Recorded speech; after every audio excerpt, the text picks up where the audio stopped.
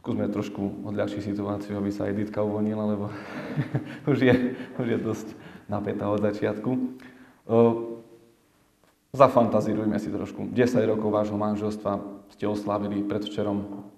A Lukáš, keďže mal veľmi rád to víno a jeho brat o tom kázal celú omšu, tak musel s tým prestať na dobro. Musel prestať dorábať víno, mal inak veľmi dobré víno, prestal ho dorábať a na naliehanie jeho vždy vyhrožujúcej sa manželky začal robiť z hrozna sirup. Lebo však to je také neškodné a dokonca aj ich 5 detí to môže piť.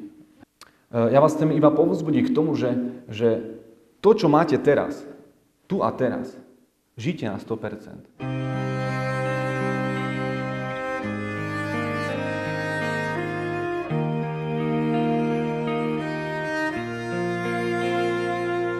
You say you really know me, you're not afraid to show me what is in you.